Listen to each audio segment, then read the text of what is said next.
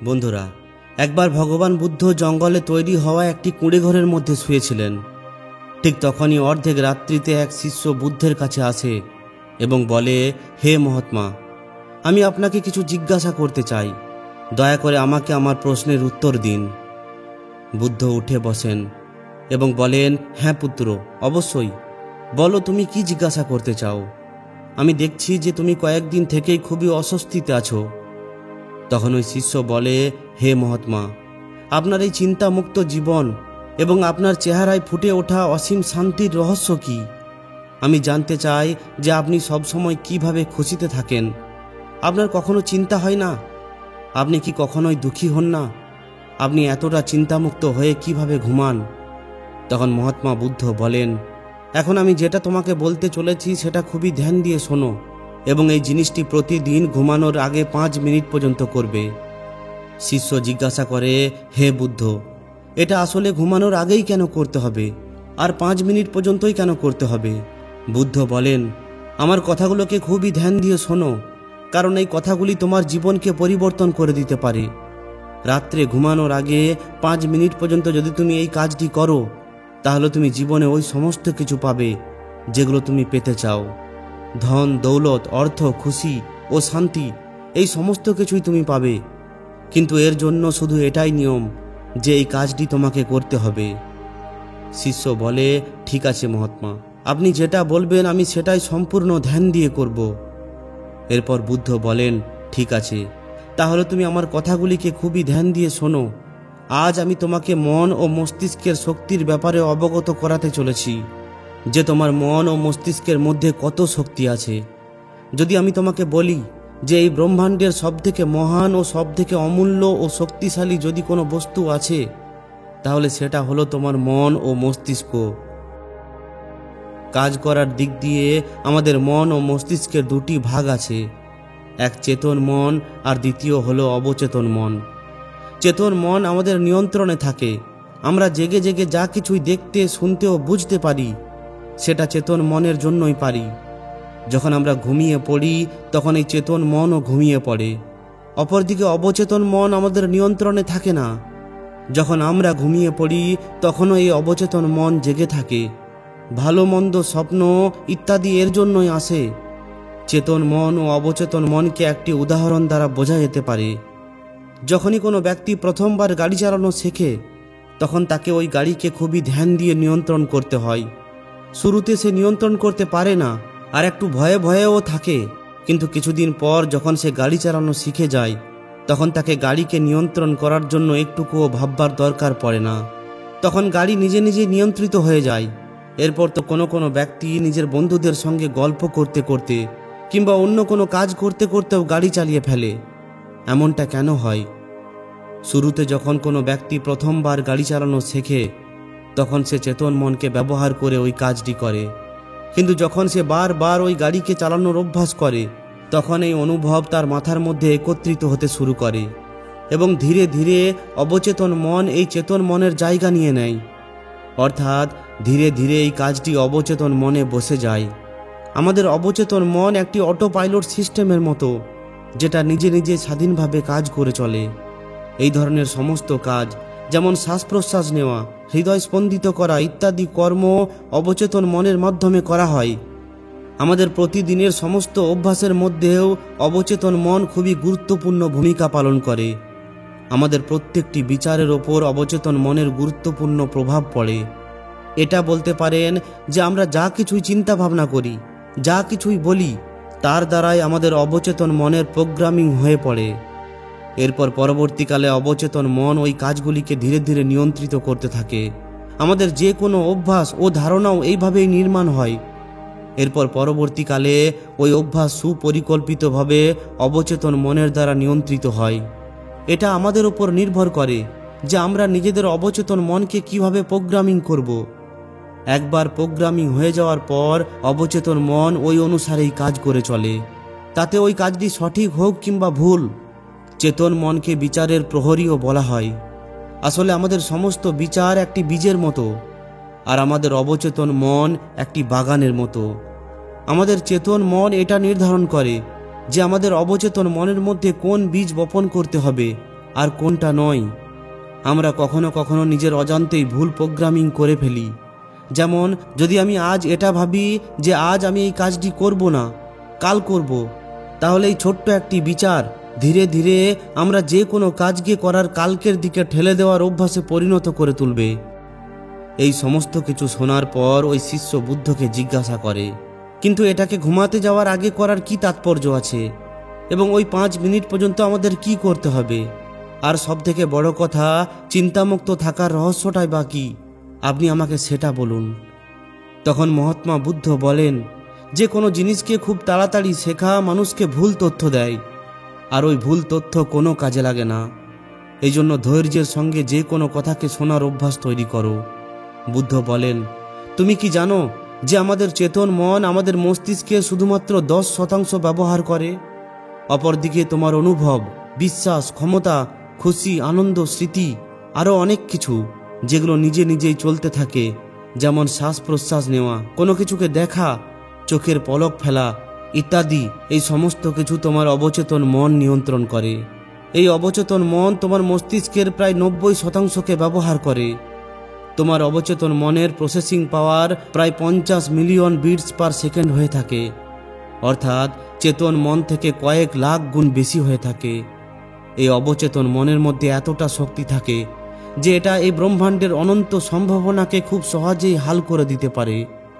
মহাত্মা বুদ্ধ বলেন, জীবনে একটা কথা সব সময় মনে রাখবে, তুমি আজ যেমনই হও না কেন, যা কিছুই হও না কেন, সেটা শুধুমাত্র নিজের সোচের জন্য, নিজের চিন্তা ভাবনার জন্য।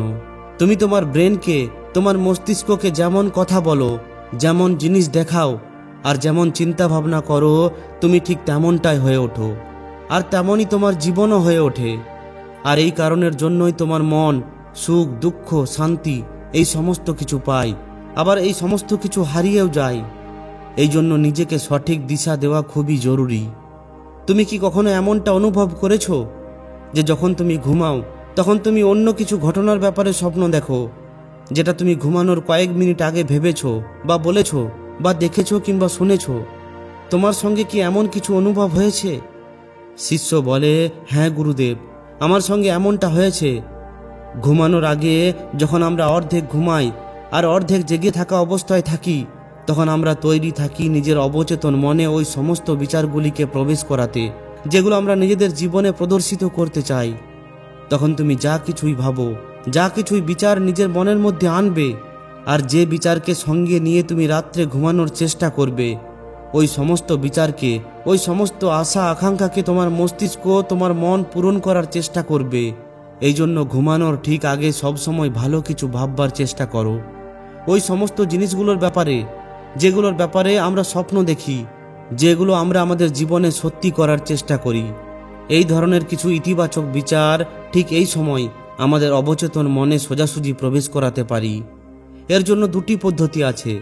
সবথেকে প্রথম পদ্ধতি হলো, তুমি ঘুমানোর ঠিক আগে শুধুমাত্র এই জিনিসগুলির ব্যাপারে ভাবো যেগুলো তোমাকে শান্তি দেয়, যেগুলোতে তোমার মন একদম হালকা হয়ে যায়, এবং চোখ বন্ধ করে তুমি এটা ভাবো যে আজকের সম্পূর্ণ দিন কাটিয়ে আমি সব সময়ের মতো আজকের সর্বশেষ এই 5 মিনিট আমি নিজেকে দিচ্ছি। আমি সবথেকে প্রথমে তাদেরকে ক্ষমা করে দিচ্ছি যারা আজ আমার উপর ক্রোধিত হয়েছে। আমি তাদের সবাইকে ক্ষমা করে দিচ্ছি যারা বদলে গেছে। আমি ওই সমস্ত আশা ভরসাকে নিজের থেকে আলাদা করে দিচ্ছি যেগুলো অন্য কোনো মানুষের উপর নির্ভর করে আছে। আমি অতীতের ওই সমস্ত খারাপ অভ্যাসগুলিকে ছেড়ে দিচ্ছি। আমি ওই ব্যক্তির ব্যাপারে কখনোই ভাববো না যিনি আমার সঙ্গে খারাপ করেছেন। আমি ওই সমস্ত মানুষকে ক্ষমা করে দিচ্ছি যারা আমাকে ছেড়ে চলে গেছে। এই দুনিয়ায় যারা বসবাস করে তারা সবাই মানুষ, আর মানুষ মাত্রই ভুল হতে পারে। এই জন্য আমার দ্বারাও ভুল হয়ে যায়। ভুল হওয়া সম্পূর্ণ একটা প্রাকৃতিক জিনিস। আমার কাছে আজ যা কিছুই আছে সেটাই যথেষ্ট। আমি প্রত্যেক দিন নিজের আরও কাছে এসেই চলেছি।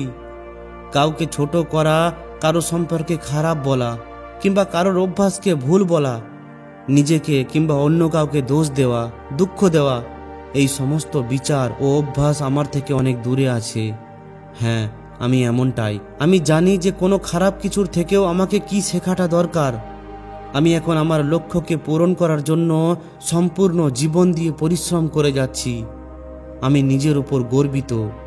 আমি ওই সমস্ত কিছু করে দেখাই যেগুলো আমি করতে চাই। আমি খুবই ভালো ও সুন্দর একজন মানুষ, আর আমি সবথেকে বেশি নিজের উপর বিশ্বাস করি। আমি আজকের সমস্ত ভুল ভ্রান্তির জন্য নিজেকে ক্ষমা করে নিচ্ছি। আমি নিজের সমস্ত ভুল কর্মের জন্য নিজেকে ক্ষমা করে দিচ্ছি। আমার পরিবারের সঙ্গে আমার সম্পর্ক খুবই ভালো। আমি আমার রাগকে এক্ষুনি এই মুহূর্তে ত্যাগ করছি। আমি সমস্ত ধরনের ভয়কে এক্ষুনি এই মুহূর্তে নিজের থেকে আলাদা করে দিচ্ছি। আমি এটা মানছি যে আজ আমি একটা নতুন শিক্ষা পেয়েছি। আমি জানি যে আজকের দিনটি চলে গেছে, কিন্তু আমি ঠিক আছি, আমি সুস্থ আছি। অবশেষে মহাত্মা বুদ্ধ বলেন, যদি তুমি প্রতিদিন ঘুমানোর আগে 5 মিনিট পর্যন্ত এই কথাগুলি নিজেকে বলো, তাহলে আমাদের মস্তিষ্ক আমাদেরকে এটা দেখাবে যে জীবনে কত শান্তি আছে। এরপর দেখবে আমাদের মস্তিষ্ক আমাদেরকে শুধুমাত্র এটাই বলবে যে তুমি শুধুমাত্র নিজের কাজের উপর ফোকাস করো। তোমার সমস্ত কাজ, তোমার সমস্ত আশা আকাঙ্ক্ষা যেগুলো তুমি অর্জন করতে চাও, সেই সমস্ত কিছু তুমি অর্জন করতে পারবে। তখন ওই শিষ্য বলে ওঠে, হে বুদ্ধ, আমি তাদেরকে কিভাবে ক্ষমা করতে পারি যারা আজ আমার সঙ্গে খারাপ ব্যবহার করেছে? মহাত্মা বুদ্ধ একটু হাসেন এবং বলেন, যে সমস্ত লোকেরা তোমার সঙ্গে খারাপ ব্যবহার করেছে তাদেরকে তুমি কিছুই বলবে না, তাদেরকে তুমি শুধুমাত্র ক্ষমা করে দেবে। কারণ আজ নয়তো কাল ওই সমস্ত লোকেরা নিজেদের ভুল বুঝতেই পারবে, তারা নিজেরাই তোমার পিছনে আসবে। ঠিক এই ব্যাপারটাই আজকের দিনের যুব সমাজের ওপরও লাগু হয়। লোকেরা আজ একটি সম্পর্কের মধ্যে থাকে একে অপরকে জানার জন্য, কিন্তু আজ এর উল্টোটাই হচ্ছে। লোকেরা আজ সম্পর্কের মধ্যে থেকে লড়াই ঝগড়া করছে, আর অবশেষে এই লড়াই ঝগড়ার কারণে ওই সম্পর্ক ভেঙে যাচ্ছে। আমাদের পুরনো জীবন থেকে শুধুমাত্র শিক্ষা নেওয়া উচিত। পুরনো জীবনকে আজকের জীবনের ওপর চাপিয়ে দেওয়া চলবে না। তাতে আপনার সঙ্গী আপনাকে যে কারণেই ছেড়ে চলে যাক না কেন, সে একদিন না একদিন অবশ্যই এটা বুঝতে পারবে যে সে কত বড় ভুল করেছে। ওই মানুষটি আপনার ব্যাপারে অবশ্যই ভাববে। হতে পারে সে আপনার কাছে আসার চেষ্টাও করবে। এর জন্য আপনাকে আপনার মস্তিষ্ককে সঠিক দিশায় প্রয়োগ করতে হবে। তাই বন্ধুরা, আপনাকে আপনার কেটে যাওয়া অতীতের ব্যাপারে কখনোই চিন্তা ভাবনা করা উচিত নয়। যেটা হয়ে গেছে ওই ভুলকে স্বীকার করুন এবং আগামী ভবিষ্যতের দিকে এগিয়ে চলুন। নিজের জীবনকে একটি নতুন দিশা দিন। নিজের মস্তিষ্কের শক্তিকে 100% ব্যবহার করুন, আর ওই সমস্ত জিনিসকে অর্জন করুন যেগুলো আপনি অর্জন করতে চান। মহাত্মা বুদ্ধের এই সমস্ত কথাগুলি শুনে ওই শিষ্য তাকে ধন্যবাদ জানায়। এরপর তাকে প্রণাম করে সেখান থেকে সে চলে যায়। তো বন্ধুরা, যদি এই ভিডিওটি ভালো লেগে থাকে তাহলে অবশ্যই একটি লাইক ও শেয়ার করে দিন। আর যদি এই ধরনেরই শিক্ষামূলক আরও ভিডিও পেতে চান তাহলে আমাদের এই চ্যানেলটিকে অবশ্যই সাবস্ক্রাইব করে নিন। ধন্যবাদ।